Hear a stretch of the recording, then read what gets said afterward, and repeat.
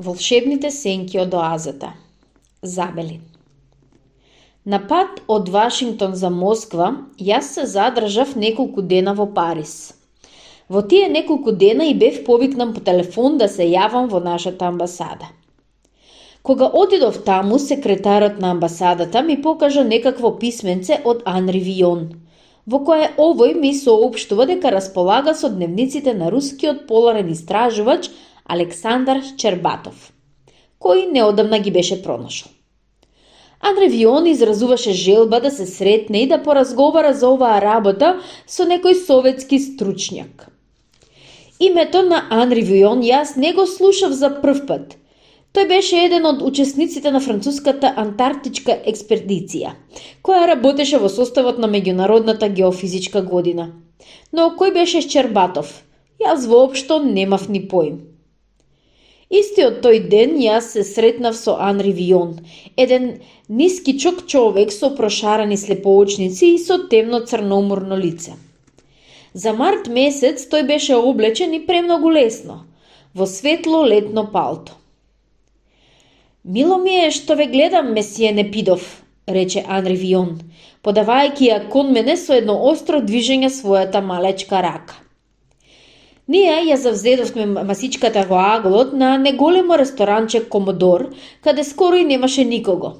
И Вион, нарачувајќи вино, ме праша дали знам нешто за Щербатов.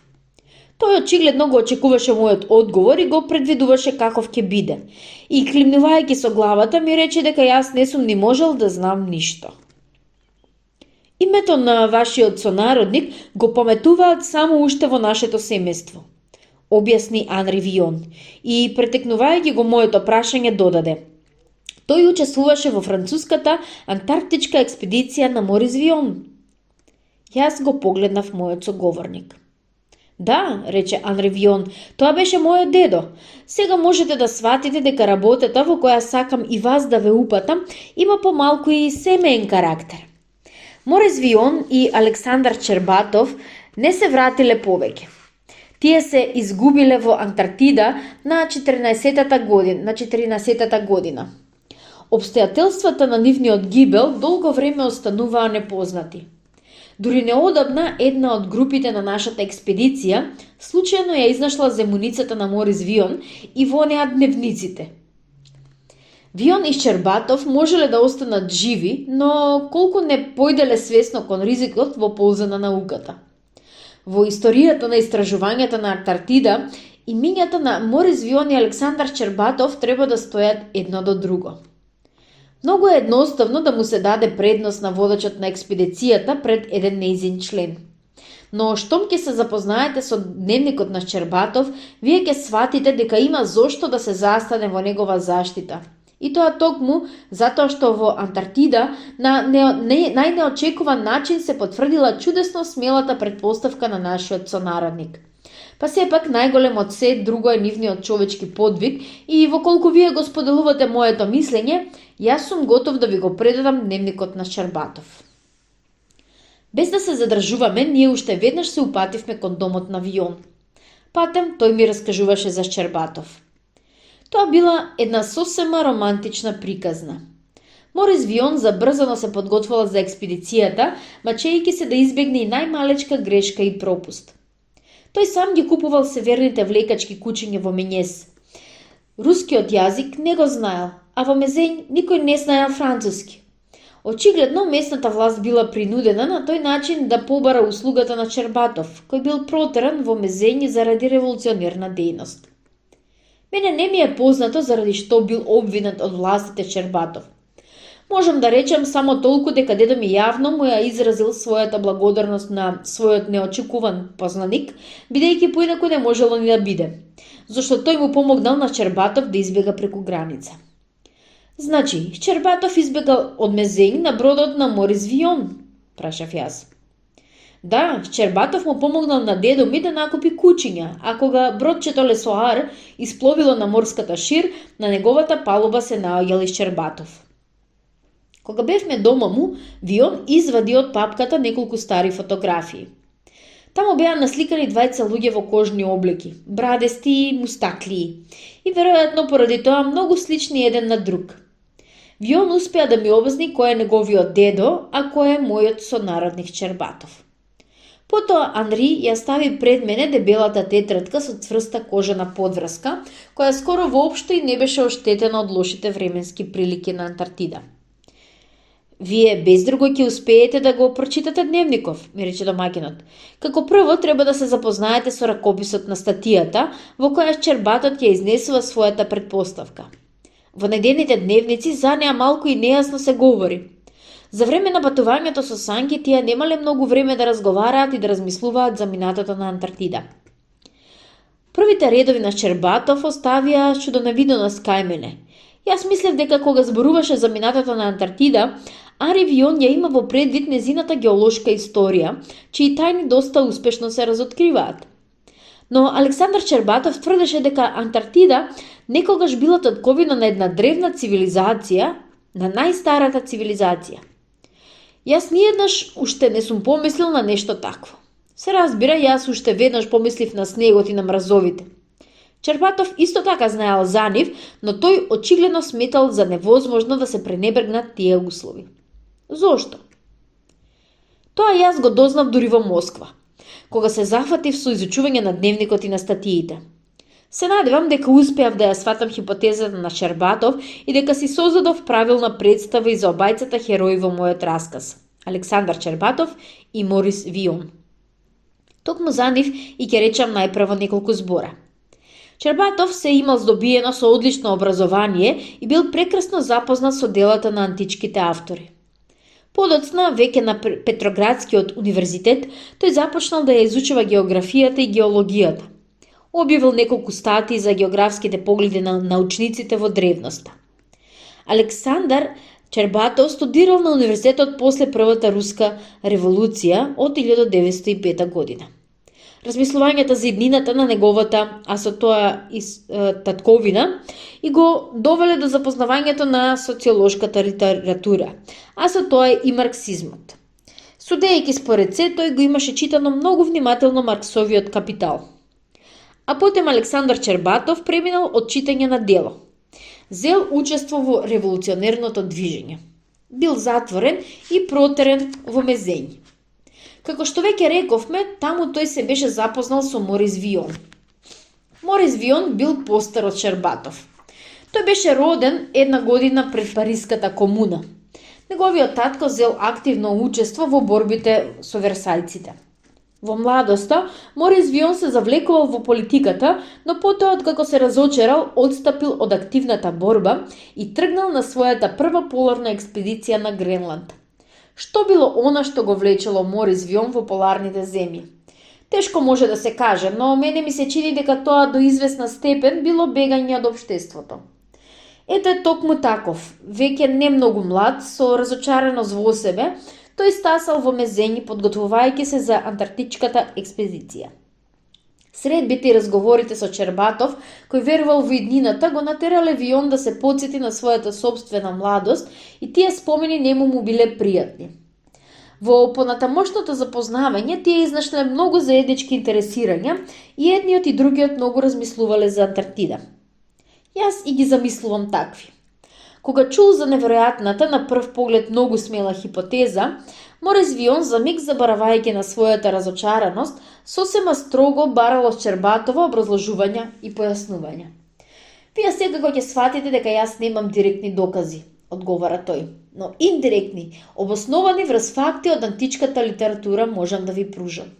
Поточно јас можам да ви објаснам што ме натерало да се задумам за Антарктида. Познато е, например, дека уште пред 2500 години пред нашата ера, кај фригискиот цар Мидас дошол некој патештвеник и му раскажал за некоја си далечна јужна земја, населена со джинови и богата со злато. Јас знам таа легенда, го прекинал Морис Вион. Таа е доста позната, се согласил со него Чербатов, но јас ја споменував неа само заради тоа да ја подвлечам древноста на првите сведоштва за таинствениот јужен континент.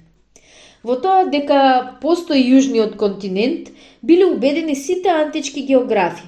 Јас подвлекувал, сите биле убедени, без оглед на прваците и школите, и никому од современите научници не му паднало на ум да провери. Врз што се темелеле токму тие нивни верувања. Ке ви наспомнам само уште една историска нелогичност. Ако не ги сметаме Европа, Африка и Азија, кои одамна им биле познати на древните средноземски народи, тогаш сите други континенти биле сосема случајно откриени. Северна и Јужна Америка ги откриле барајќи го патот од Европа за Индија и случајно попаднале и на Австралија. Додека Јужниот континент со илјадници години се наоѓал во мислите на научниците. Него со стотини години подред го барале морепловците и што е сосема чудно, тие го изнашле него.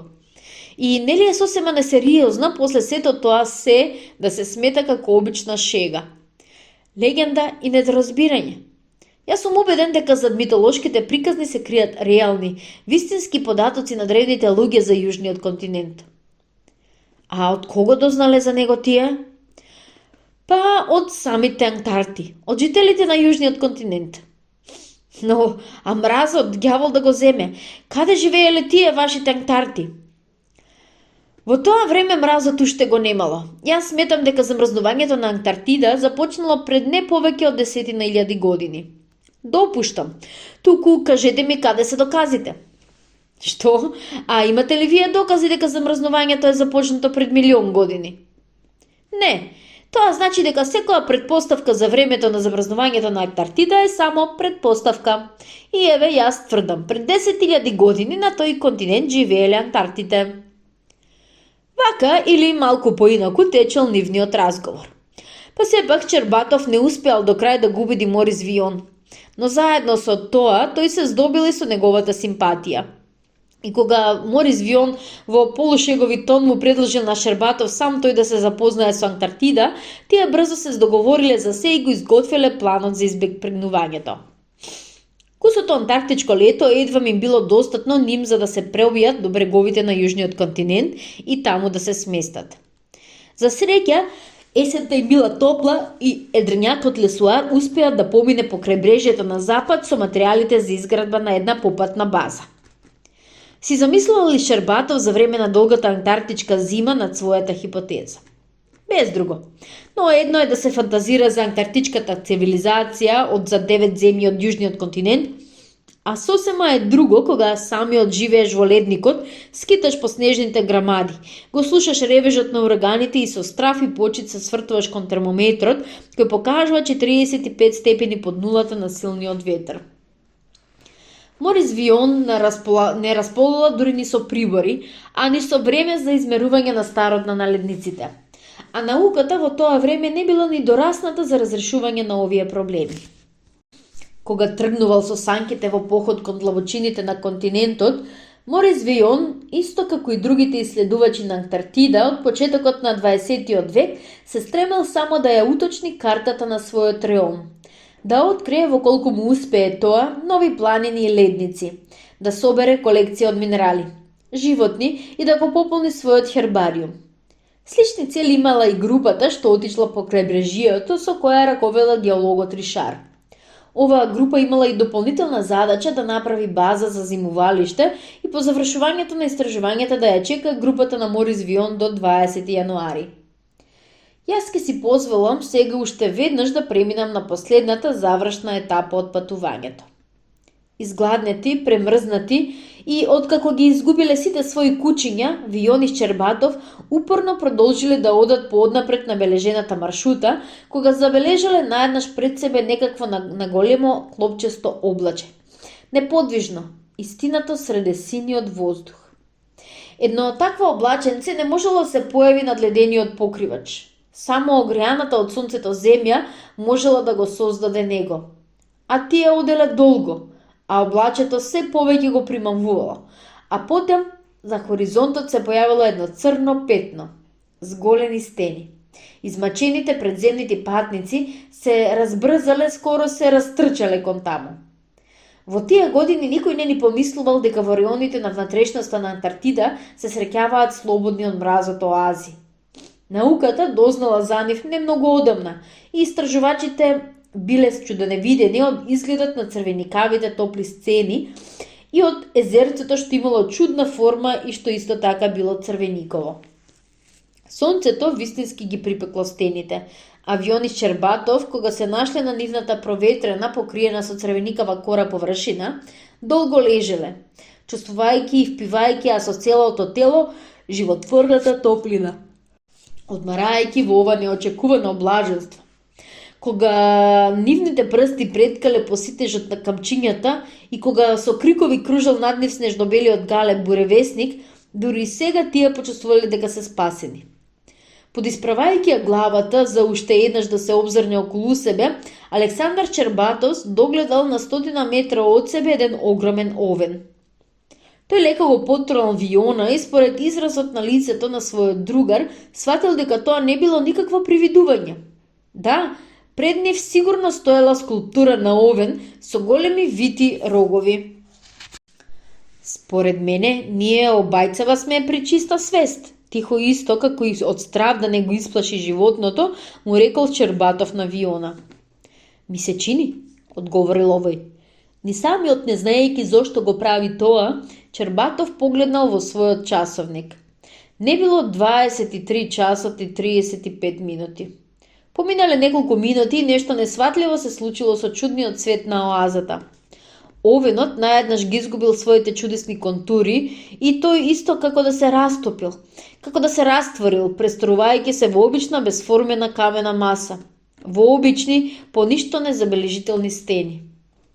Но уште веднаш истите тие стени, незабележени по ништо и сосема облачните карпи, почнале да добиваат исто така божен подлето на некој невидлив скулптор, едни други, уште појасни облици. Таинствените промени на огромната карпа се завршиле пред очите на Виони Щербатов, со тоа што се појавило некакво суштество кое прилегало на слон, црсто застанато на тлото на Антарктида на своите куси нозе. Силниот сончев зрак паднал врз извишениот грб од гигантот. Морис Вион и Александар Щербатов ја виделе тенката женска прилика, која била клекната на колена до ногата на слонот и како божен во молитва ги протегнувала кон него своите раце. Щербатов скокнал, спремајќи се да појде кон овие скулптури, но само по еден миг женската фигуричка исчезнала веднаш, исто како некој да ја зел. И пак Щербатов без да сака погледнал во часовникот. Било 0 часот и 30 минути. Халуцинација? Прашал тој. Не, одговорил Вион. Камениот слон пополека се растоварувал, недалеко од него за миг се појавила пргава фигуричка на мачка и уште веднаш ја снимало. Морис Вион и Александар Щербатов продолжиле да се загледуваат во околните карпи, но нивниот таинствен живот веќе бил престанат. Чуде се на испарувањата на ледниците, рекол Щербатов. Не, одново се спротиставил Вион.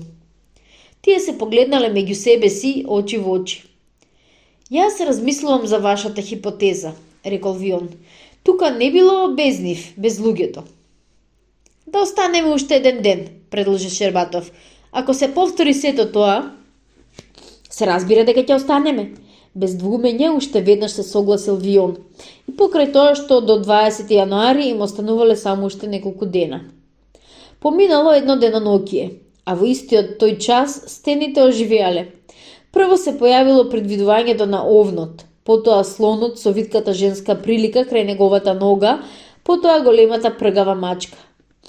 Вашите антарти ја знаеле тајната да ги стават стените така што при паѓањето на сончевите зраци да се допива сето ова, зборувал Вион кога тие напуштајќи оазата тргнале кон крајбрежието. Нивните уметници направиле една серија скулптури. Тука бездрго се наоѓал некаков нивни храм. На враќање со силите што уште им преостанувале, тие мислеле за древната цивилизација и ги пресметувале деновите што уште им преостануваат до 20 јануари. Излегуваше дека тие немаат веќе ни еден слободен ден. Кога наишло за нивниот чатор снежната виулица, тие сватиле дека е тоа крај. Да, пронајдокот на скулптурите од антарктичката цивилизација всушност треба да го платат со своите животи. Барем дневников да го најдат, рекол Морис Вион. Ќе го најдат, уверено одговорил Щербатов. Последните страници од дневникот на Щербатов се полни со размислувања за антарктичката цивилизација. Да, токму во оние денови, додека осудувајќи ги на смрт бушувале снежните пепелници, Александар Чербатов бил зафатен со пресметувањето на историските судбини, со споредувањето на судбините на Атлантида и Антарктида. Чербатов си ја замислувал Антарктида, пред да настапат во неа мразовите, ширна земја со планини и рамништа. Во студенкавите крабежни области со разнообразна растителност, со морски риби и зверови можеле сосема добро да си живеат и си живееле Антарктида. Споредувајќи Атлантида, која се наоѓала во тропските предели со Антарктида, Чербатов пишува во својот дневник дека во едно одредено историско време животните услови меѓу Атлантите и Антарктите се разликувале само по тоа што на едните им било постудено, а на другите потопло. Потоа дури во Антарктида почнало според геолошките мерила сосема забрзаното заладување. Според човечките мерила, тоа не било брзо, бидејќи се протегнувало на илјадници години. Антарктите, се разбира, не биле во состојба ни да го запрат настапувањето на ледениците, нити пак да ги поништат нив. Нивната цивилизација згинала и само незините малечки трагови во еден миг можеле да ги здогледаат Чербатов и Вион во онаа волшебна оаза. Но делот Антарктите, како што замислуваше во својот дневник Чербатов, се расел по земјината топка, преселувајќи се во Африка, Америка и по островите на Тихиот океан. Раскажувањето на Антарктите за нивната поранешна татковина било усвоени од другите народи со кои овие пополека се измешувале. И во вид на легенди тие стасале до бреговите на Средоземното море. Грчките научници поверувале во овие легенди, го откриле во нив она вистинското и упорно го внесувале во своите карти јужниот континент. Рипар не ги чекал Александар Чербатов и Мориса Вион. Кога стасале до напуштениот логор, тие ги оставиле во куќата своите дневници и тргнале во правец кон базата. Тргнале и не стасале. Нивните трагови за секогаш се изгубиле низ белите предели на таинствената Антарктида. Што може да му се додаде на овој расказ? Малку, за жал. Во статијата на Морис Вион, која тој ми ја даде во Париз, се вели дека истражувањата преземени во Антарктида за време на меѓународната геофизичка година тврдат вакво нешто. Пред 10.000 години Антарктида го немала својот покривач од мразови и снегови. А на дното од писмото, кое тој ми го испрати во Москва, Вион нас спомнува дека во Јужна Америка е откриена културата на еден стародневен народ, која култура се вика мазма. Во оваа култура стените се преправаат во животни само при определен религиозен чин. Последниве мои редови звучат веројатно како некое дополнително потврдување на хипотеза на Чербатов. Возможно е дека тоа не би било хипотеза, туку научен факт, во колку експедицијата на Анри Вион ја пронашла оазата, за која станува збор во дневникот. За жал, климатските услови во овој реон на Антарктида толку се измениле на овие неколку децении, што и оваа мала оазичка е покриена, очигледно со дебел покров од мраз. Јас не се сомневам во вистините на планидоците, но знам и дека идните истражувачи ќе успеат одново да ја докажат нивната предпоставка. А ние со Анри Вион веруваме дека знаменитиот пронајдок на нашите сонародници ќе биде потврден од продолжувачите на нивното дело. Научниците од ризите земји, како во последно време се почесто напаѓаат врз тајните на волшебниот бел континент.